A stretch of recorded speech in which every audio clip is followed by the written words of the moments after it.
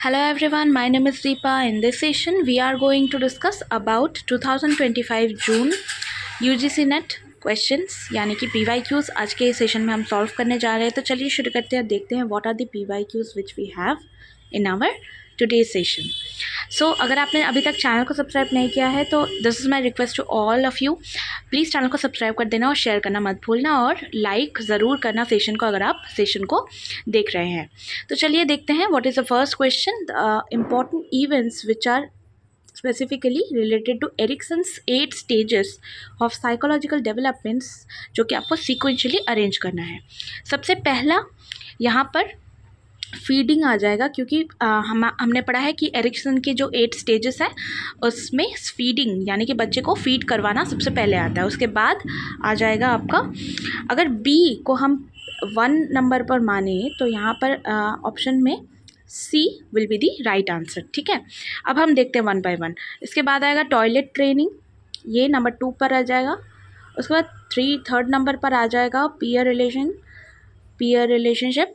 Then उसके बाद आएगा लव रिलेशनशिप, जो कि 4th नंबर पर आ जाएगा। और 5th नंबर पे यहाँ पर आपको reflection and acceptance of one's life देखने को मिलेगी। तो सी यहाँ पर हो जाएगी करेक्ट ऑप्शन। आई होप कि आपको ये समझ में आ गई। नेक्स्ट चलते हैं नेक्स्ट क्वेश्चन की तरफ और देखते हैं what is the next question.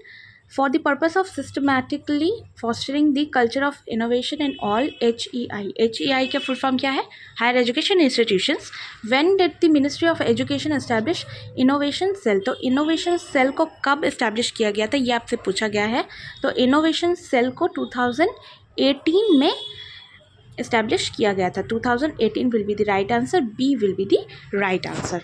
Next question की तरफ चलते हैं, देखते हैं। Choose the correct statement regarding the environmental incidents. कुछ इंसिडेंट्स यहाँ पे शेयर किया गया है आपसे एंड आपसे ये पूछा गया है कि कौन कौन सी इंसिडेंट हैं जो किस प्रकार से आपको यहाँ पर या फिर ये करेक्ट है या नहीं, ये आपसे पूछा गया है यहाँ पर एनवायरमेंटल इंसिडेंट्स के बारे में। तो देखते हैं कि Bhopal accident was due to methyl isocyanate, एकदम सही है। भोपाल गैस ट्रेजेडी हमें मिथाइल आइसोसाइनेट के द्वारा ही देखने को मिला था।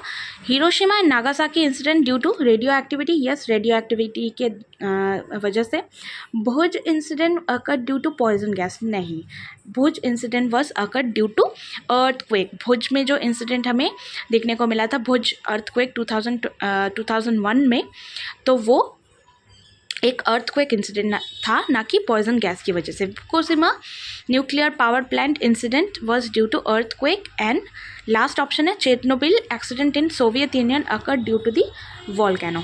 तो यहाँ पर अगर हम सी को एलिमिनेट कर देते हैं, तो अगर हम यहाँ पर सी को एलिमिनेट कर देते हैं तो ऑप्शन बी करेक्ट बन जाती है, जो कि राइट आंसर है। ठीक है, B is the right answer. इस तरीके से आप एलिमिनेट करके सही उत्तर तक पहुंच सकते हैं। Arrange the 4 noble truths of Buddhism in the chronological order. तो सबसे पहले हमें देखना है कि क्रोनोलॉजी यहाँ पर किस प्रकार से बन रही है, और ये जो 4 नोबल ट्रूथ्स हैं वो आपको क्रोनोलॉजिकली याद रखना है। बुद्धिज्म से क्वेश्चन है, काफ़ी इंपॉर्टेंट है। तो सबसे पहला जो आ जाएगा दैट विल बी दुक्खा, यानी कि सी। और यहाँ पर उस प्रकार से अगर हम देखें तो यहाँ पर बी ऑप्शन करेक्ट बन जाता है, यानी कि दुक्खा, देन समुदाया, देन उसके बाद आएगा आपका निरोधा, एंड देन फाइनली आ जाएगा मग्गा। तो इस प्रकार से B option will be the right answer. Next चलते हैं।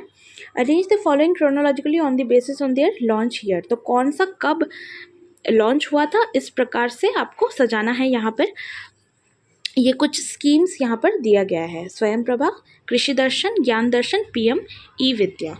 तो यहाँ पर जो ऑप्शन है उनमें से सी यहाँ पर सटीक ऑप्शन या आप कह सकते हैं कि राइट आंसर है।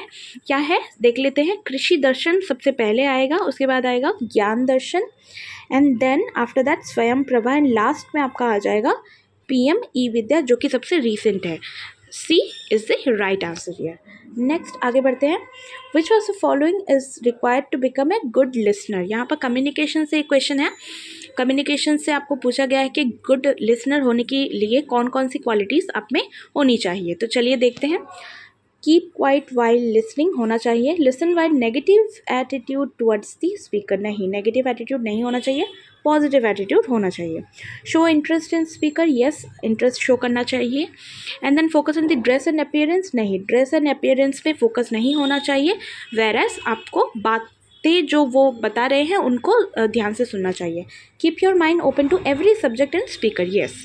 तो यहाँ पर बी अगर हम एलिमिनेट कर दें, जहाँ जहाँ पर बी है एंड उसी के साथ डी है, तो यहाँ पर डी हमें मिल रहा है एंड बी मिल रहा है, तो बी एंड डी को एलिमिनेट करते हुए हम सटीक उत्तर तक पहुँचेंगे, और जो कि यहाँ पर सी हमें नज़र आ रहा है, ए सी एंड ई, यानी कि ए सी एंड ई। चलते हैं नेक्स्ट क्वेश्चन की ओर, देखते हैं। मैच द कॉलम, यहाँ पर आपको मैच करना है मैन विटनी, जो कि आपको मैच करना है स्पेसिफिकली 3 के साथ, यानी कि ये आपका आ जाएगा test of homogeneity of variance, नहीं ये आपको सी के साथ मैच करना है, यानी कि अगर हम यहाँ पर स्पेसिफिकली देखें तो ये आ जाएगा यू टेस्ट के साथ। इसके बाद कैंडल, कर्ल पियर्सन, हम जानते हैं कि कर्ल पियर्सन जो है वो स्पेसिफिकली प्रोडक्ट मोमेंट कोरिलेशन के लिए फेमस है। एंड देन बार्लेट की अगर हम बात करें, जो कि स्पेसिफिकली बार्लेट की अगर हम बात करें तो स्पेसिफिकली यहाँ पर 2 के साथ ये जाएगा, यानी कि test of homogeneity and variances. And Kendall के साथ यहाँ पर टाउ टेस्ट को हम ऐड कर सकते हैं, या इसके साथ हम मैच कर सकते हैं। तो यहाँ पर सी जो ऑप्शन है ये करेक्ट हो जाएगा। So for this question the answer will be C.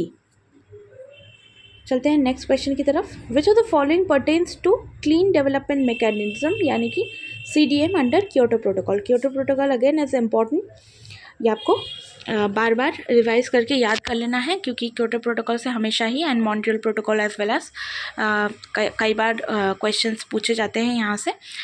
Getting certified emission reduction credits for the industrialized countries, reduction noise pollution, decreasing amount of chlorofluorocarbon, या फिर मेंटेनिंग ओजोन लेयर। तो ओजोन लेयर तो आपका Montreal protocol से related है, यहाँ पर phone नहीं होगा।